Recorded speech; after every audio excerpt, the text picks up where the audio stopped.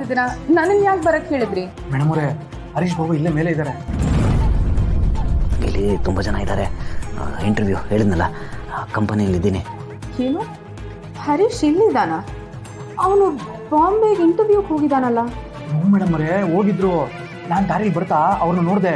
ಹಂಗೆ ಅವ್ರನ್ನ ಫಾಲೋ ಮಾಡ್ಕೊಂಡು ಬಂದರೆ ಇದೇ ಲಾಡ್ಜಲ್ಲಿ ಮೇಲೆ ಹೋಗಿದ್ದಾರೆ. ಅವ್ರ ಜೊತೆ ಸಿಂಧು ಬಾಬು ಕೂಡ ಇದ್ದಾರೆ. ಹೇಳ್ತಿದ್ದೀರಾ? ಇಂಟರ್ವ್ಯೂ ಮುಗಿಸ್ಕೊಂಡು ಅಷ್ಟು ಬೇಗ ಬಂದ್ಬಿಟ್ನಾ? ಇಂಟರ್ವ್ಯೂ ಹೇಗಾಯ್ತು ಅಂತ ಅವನ್ನ ಕೇಳಬೇಕಿತ್ತು. ಅಲ್ಲ ಮೇಡಮ್ ಅವರೇ, ಇಷ್ಟು ಬೇಗ ಬಾಂಬೆಯಿಂದ ಹೆಂಗೆ ಬರಕ್ಕೆ ಸಾಧ್ಯ ಹೇಳಿ? ಸಿದ್ದು ಅವರೇ, ಫ್ಲೈಟಲ್ಲಿ ಬಂದರೆ 2 ಅವರ್ ಬೇಕು ಅಷ್ಟೇ. ಅವನ್ನ ಕೇಳಿದಿದ್ರೆ ನಿಮ್ಗೆ ಗೊತ್ತಾಗ್ತಿರ್ತಿತ್ತು. ಅಲ್ಲ, ಇಂಟರ್ವ್ಯೂ ಮುಗಿಸ್ಕೊಂಡು ನೇರವಾಗಿ ಮನೆಗೆ ಹೋಗ್ಬೇಕಲ್ವಾ? ಇಲ್ಲಿಗೆ ಯಾಕೆ ಬರ್ತಾರೆ? ಅದು ಅಲ್ಲದೆ ಸಿಂಚನ ಇವ್ರಿಗೋಸ್ಕರ ಕಾಯ್ತಾ ಇರ್ತಾರೆ ಅಂತ ಅವ್ರಿಗೆ ಗೊತ್ತಿಲ್ವಾ? ನೀವು ಹೇಳ್ತಿರೋದು ಸರಿಯಾಗೇ ಇದೆ. ಬನ್ನಿ, ನಾವೇ ವಿಚಾರಿಸೋಣ. ಮೇಡಮ್ ಈಗ ನಾವೇ ಹೋಗಿ ವಿಚಾರಿಸಿದ್ರೆ ತಪ್ಪು ತಿಳ್ಕೊಬೋದು. ನೀವು ಫೋನ್ ಮಾಡಿಬಿಟ್ಟು ಎಲ್ಲಿದ್ದಾರೆ ಏನು ಅಂತ ವಿಚಾರಿಸ್ಬೋದಲ್ವಾ? ಆಗ ಅವ್ರು ಏನು ಹೇಳ್ತಾರೆ ಅನ್ನೋದ್ರ ಮೇಲೆ ಅವ್ರು ಬಾಂಬೆಗೆ ಹೋಗವ್ರಾ ಇಲ್ವಾ ಅನ್ನೋದು ಗೊತ್ತಾಯ್ತದೆ. ಸಿದ್ದು ಅವರೇ, ಕಣ್ಣು ಮುಂದೆ ಇರೋವಾಗ ನಾವು ಯಾಕೆ ಫೋನ್ ಮಾಡಿ ಕೇಳಬೇಕು? ನಾವು ಫೋನ್ ಮಾಡಿದ್ರೆ ಅವ್ನು ಖಂಡಿತ ಬಾಂಬೆನಲ್ಲೇ ಇದ್ದೀನಿ ಅಂತ ಹೇಳ್ತಾನೆ. ಅದ್ರ ಬದಲು ನಾವಿಲ್ಲಿ ರಿಸೆಪ್ಷನಲ್ಲಿ ವಿಚಾರಿಸೋಣ. ಅವ್ನು ಯಾವಾಗ ಬಂದ ಅಂತ ನಮಗೆ ಗೊತ್ತಾಗುತ್ತೆ. ಆಗ ಅವ್ನು ನಮಗೆ ಸುಳ್ಳು ಹೇಳ್ತಿದ್ದಾನ, ನಿಜ ಹೇಳ್ತಿದ್ದಾನ ಅಂತ ನಾವು ಕಂಡು ಹಿಡಿಬೋದು. ನೀವು ಹೇಳ್ತಾ ಇರೋದು ಸರಿಯಾಗೈತೆ ಮೇಡಮರೇ, ಬನ್ನಿ. ಆದರೂ ಈ ರೀತಿ ಕದ್ದು ಕುಡಿಯೋದ್ರಲ್ಲಿರೋ ಮಜಾ ಬೇರೆ ಎಲ್ಲೂ ಸಿಗಲ್ಲ ಕಣ. ಹೌದೌದು. ಮೊದಲೇ ಹೇಳ್ತಿದ್ದೆ ಕುಡಿಯೋಲ್ಲ, ಹಂಗೆ ಹಿಂಗೆ ಕತೆ ಹೊಡಿತಿದ್ದೆ. ಅದೆಲ್ಲ ಏನು ಗೊತ್ತೇನಾ, ಒಂದು ಪೆಗ್ ಹೋಗೋವರೆಗೆ, ಆಮೇಲೆ ಮಜಾ ಮಜಾ.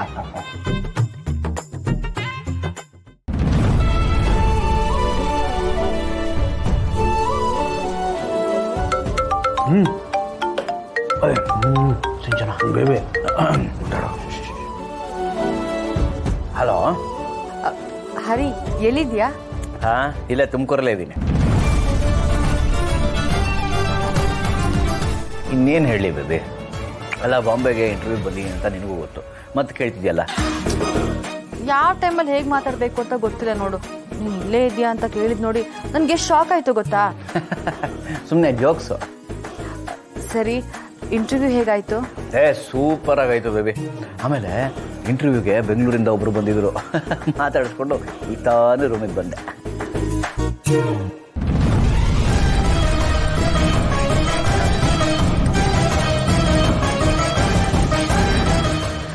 ಸರಿ, ಒಳ್ಳೆ ರೂಮ್ ಮಾಡ್ಕೊಂಡಿದ್ಯಾ ಅಲ್ವಾ? ಟೈಮ್ಗೆ ಊಟ ತಿಂಡಿ ಮಾಡಬೇಕು, ಸರಿನಾ? ಹಾಂ, ಸ್ವಲ್ಪ ಎಕ್ಸ್ಪೆನ್ಸಿವು, ಆದರೂ ನೀನೇ ಅಲ್ವ ಸ್ಪಾನ್ಸರ್ ಮಾಡಿರೋದು ಅಂತ ಇಲ್ಲೇ ಉಳ್ಕೊಂಡಿದ್ದೀನಿ.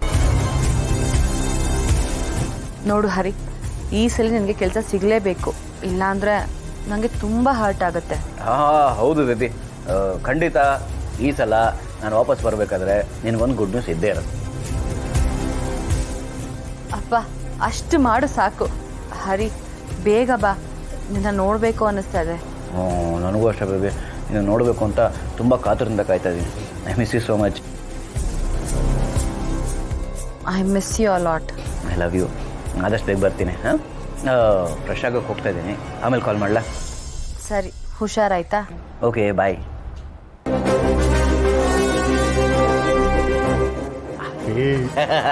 ಏನು ಇಷ್ಟು ಚೆನ್ನಾಗಿ ಬಿಸ್ಕೆಟ್ ಹಾಕ್ತೀಯಾ? ಇನ್ನೇನೋ ಮಾಡೋದು? ಅಲ್ಲ, ಹಾಗೆ ಹೇಳಿದ್ರೆ ನಂಬೇಕಲ್ಲ ಅವಳು. ಎಲ್ಲ ನೀನೇಪ್ಪ ಹೇಳ್ಕೊಟ್ಟಿರೋದು, ನೀವೇ ನಮ್ಮ ಗುರುಗಳು, ನಿಮ್ದು ಏನೇ ಇದು.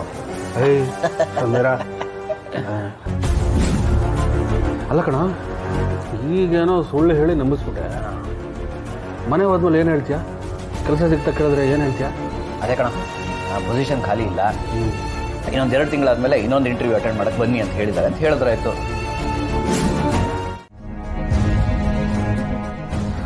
ಹೌದಲ್ವಾ? ನಾನಾಗ ಬಿಸಿಲಲ್ಲಿ ಹೋಗಿ ನಿಂತ್ಕೋತಿದ್ದೆ. ನಿಮಗೆ ನನ್ನ ಮೇಲೆ ತುಂಬ ಪ್ರೀತಿ ಅಲ್ವಾ? ಜಯಂತ ನಿಮ್ಮನ್ನು ಪ್ರೀತಿ ಮಾಡ್ತಾನೆ ಇರ್ತಾನೆ, ಅದು ಯಾವತ್ತೂ ಬದಲಾಗಲ್ಲ. ಅಂದಮೇಲೆ ಪ್ರೀತಿಯಿಂದಲೇ ನೀವು ನನಗೆ ಶಿಕ್ಷೆ ಕೊಡ್ತಿದ್ರಿ ಅಲ್ವಾ?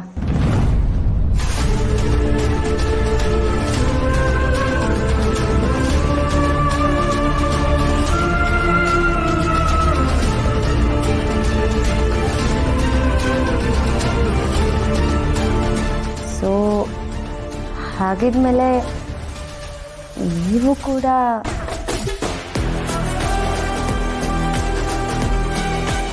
ಪ್ರೀತಿಯಿಂದನೇ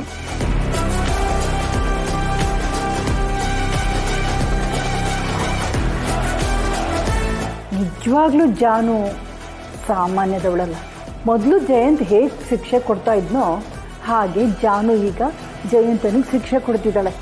ಪಾಪ ಜಯಂತ್ ಗ್ರಾಚಾರ ಕೆಟ್ಟಿದೆ ಅಂತ ಅನಿಸುತ್ತೆ ಇವನಿಗೆ.